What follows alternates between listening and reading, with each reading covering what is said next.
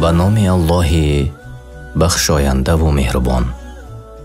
حمد و ثنا به پروردگار عالم و درود و سلام به پیامبر صلی الله علیه و سلم و آل و اصحابش.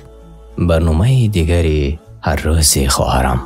ای خواهر من، همراه خانواده سحری کن.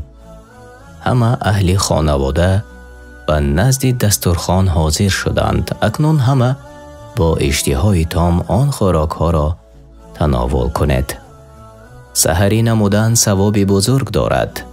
پیامبر صلی الله علیه و سلم فرمودند سحرخوری کنید، چون که در سحرخوری برکت است. روایت بخاری و مسلم.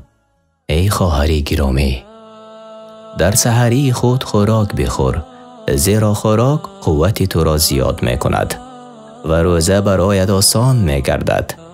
اگر اشتهای خوراک خوردن نداشته باشی، یگان میوه یا شیرینی بخور و یا آب بنوش تا ثواب سحری را دریابی.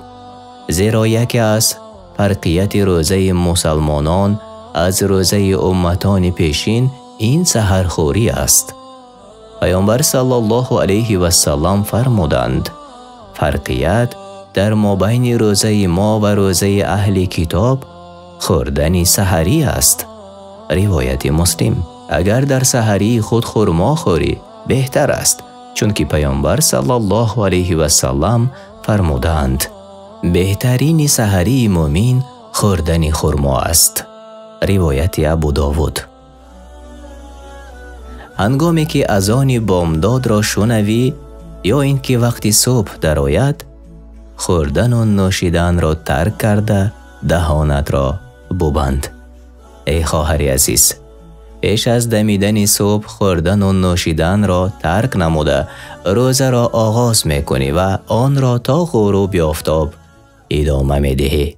الله تعالی میفرماید وَكُلُوا وَاشْرَبُوا حَتَّى يَتَبَيَّنَ لَكُمُ الْخَيْطُ الْأَبْيَضُ مِنَ الْخَيْطِ الْأَسْوَدِ مِنَ الْفَجْرِ ثُمَّ أَتِمُّوا الصِّيَامَ إِلَى اللَّيْلِ. و بخورید و بیاشامید تا اینکه رشته سفید صبح از رشته سیاه شب برایتان آشکار شود. پس روزه را تا شب به پایان رسانید. سوره بقره آیت 187. خواهر گرامی، برای درست گردیدن و قبول شدن روزه نیت شرط اساسی می باشد. پیامبر صلی الله علیه و سلم فرمودند عملها حتما به نیتها وابسته می باشند. روایت بخاری و مسلم. نیت به معنای قصد باطنی و آمادگی قلب انسان برای روزه می باشد. درباره افاده نمودن نیت روزه با زبان در شریعت چیز نآمده است. نیت با قلب است. سپس وضو نموده به نماز بامداد آماده شو. خواهری عزیز، وضو یکی از فریضه هایی است که نماز به آن پذیرفته نمی شود.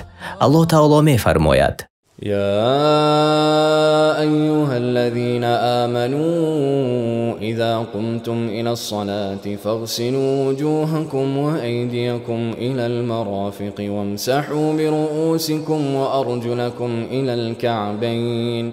ای کسانی که ایمان آورده اید، وقتی به سوی نماز برخیستید رویها و دستان خود را تا آرینچها بشویید و به سرهایتان مس کشید و پایهایتان را تا بجولها بشویید. سوره مائده آیت 6. پیامبر صلی الله علیه و سلم فرمودند نمازی کسی که حدث کند قبول نمی شود تا آن دمی که وضو بکند. حدث به معنای افلاسی و نجاست آمده است. پیامبر صلی الله علیه و سلم باز فرمودند هیچ نماز بی طهارت قبول نمی شود. روایت مسلم. در برنامه آینده انشاءالله درباره سنت نماز بامداد و باز دیگر چیزهای دیگر در ماه رمضان صحبت میکنیم. با شبکه‌های ما باشد.